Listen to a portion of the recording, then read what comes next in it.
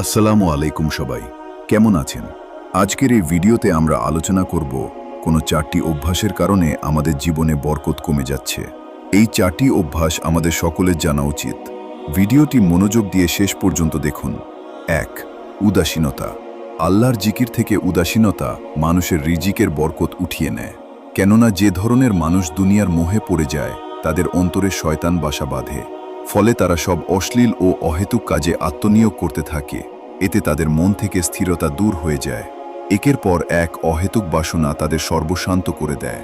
পবিত্র কোরআনে মহান আল্লাহ ইরশাদ করেছেন, হে মুমিনগণ, তোমাদের ধন সম্পদ ও সন্তান সন্ততি যেন তোমাদের আল্লাহর স্মরণ থেকে উদাসীন না করে, আর যারা এরূপ করে তারাই তাকে ক্ষতিগ্রস্ত। সূরা মুনাফিকু আয়াত 9। তাই সন্তান সন্ততি ও ধন সম্পদের মোহে পড়ে আল্লাহকে ভুলে গেলে চলবে না, বরং আল্লাহর দেখানো পথেই এগুলোর পরিচালনা করতে হবে। 2. সুদ। মানবতাকে ধ্বংস করার হাতিয়ার এই সুদ। সুদখোর সর্বাবস্থায় আল্লাহ ও তার রাসূলের সঙ্গে যুদ্ধাবস্থায় থাকে। এটি আল্লাহ ও তার রাসূলের দৃষ্টিতে অত্যন্ত জঘন্য একটি অপরাধ। রাসূল সাল্লাল্লাহু আলাইহি ওয়াসাল্লাম সুদখোর, সুদদাতা ও সুদের সাক্ষীকে অভিশাপ দিয়েছেন এবং বলেছেন তারা সবাই সমান অপরাধী। মুসলিম। তিনি বিদায় হজের ভাষণে সব ধরনের সুদকে নিষিদ্ধ করেছেন। বুখারী। পবিত্র কোরআন মজিদেও মহান আল্লাহ বিভিন্ন আয়াতে মুমিনদের সুদ থেকে বিরত থাকার আহ্বান জানিয়েছেন। যেমন সূরা বাকারার 278 থেকে 279 নম্বর আয়াতে মহান আল্লাহ ইরশাদ করেন, হে ঈমানদারগণ, আল্লাহকে ভয় করো এবং তোমাদের যে সুদ বাকি আছে তা ছেড়ে তোমরা ঈমানদার হও। যদি তোমরা এমন না করো তাহলে তোমরা আল্লাহ ও তার রাসূলের পক্ষ থেকে যুদ্ধের জন্য প্রস্তুত হও। আল্লাহ সুদের কারণে বান্দার রিজিক কমিয়ে দেন। পবিত্র কোরআন মজিদে আরও ইরশাদ হয়েছে, আল্লাহ সুদকে হ্রাস করেন এবং সদকাকে বর্ধিত করেন। সূরা বাকারা আয়াত 276। এই আয়াতের ব্যাখ্যায় তাফসীরবিদরা বলেন, সুদ সম্পদের বরকত নষ্ট করে দেয়।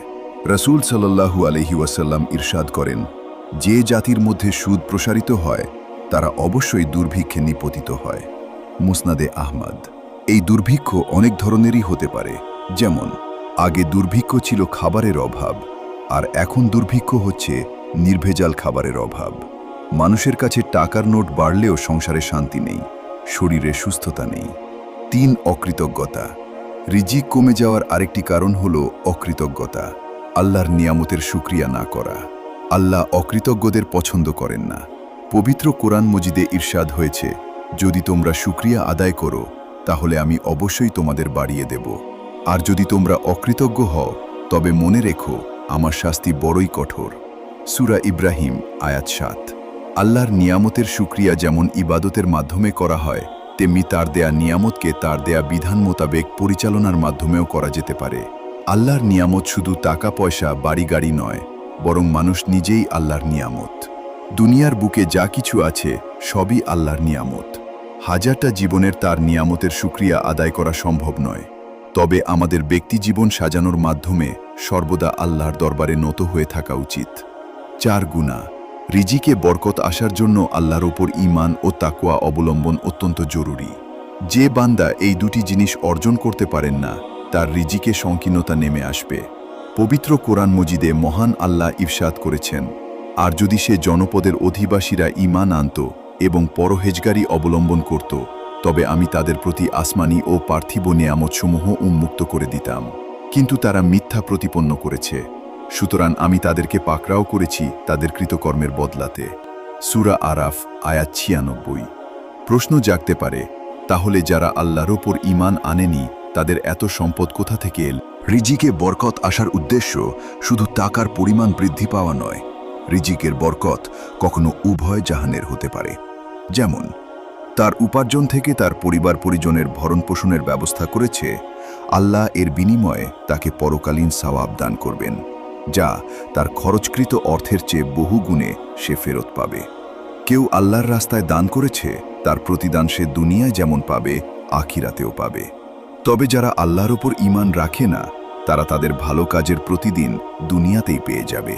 পৃথিবীর সমস্ত ধন সম্পদকে একত্র করলেও আখিরাতে একটি সওয়াবের সমপরিমাণ হবে না। ফলে একজন ঈমানদার বাহ্যিকভাবে যতই দরিদ্র হোক, প্রকৃতপক্ষে সে দরিদ্র নয়। তার আমলনামায় দৈনিক জমা হচ্ছে হাজার হাজার নেকি। এর বিপরীতে যারা ঈমান আনেনি তারা যা কিছু অর্জন করছে তা কিছুই নয়। গুনাহ ঈমান ক্ষতিগ্রস্ত করে, ফলে এটিও রিজিকের বরকত কমে যাওয়ার অন্যতম কারণ। কখনো কখনো মুমিন বান্দার দুনিয়ায় এর শাস্তি ভোগ করতে হয়, যার ফলে তার উপর বড় বিপদ, আপদ, অভাব, অনটন, অসুস্থতা ইত্যাদি চেপে বসতে পারে। প্রিয় নবী সাল্লাল্লাহু আলাইহি ওয়াসাল্লাম এর হাদিসে এ ধরনের ইঙ্গিত পাওয়া যায়। হজরত সাওবান রাদিয়াল্লাহু আনহু থেকে বর্ণিত যে রাসূলুল্লাহ সাল্লাল্লাহু আলাইহি ওয়াসাল্লাম বলেছেন, সৎকর্ম ছাড়া অন্য কিছু আয়ুষ্কাল বাড়াতে পারে না এবং দোয়া ছাড়া অন্য কিছুতে তাকদীর রোধ হয় না। মানুষ তার পাপকাজের দরুন তার প্রাপ্য রিজিক থেকে বঞ্চিত হয়। ইবনে মাজাহ হাদিস 4022। ভিডিও ভালো লাগলে লাইক দিবেন এবং চ্যানেলটি সাবস্ক্রাইব করবেন।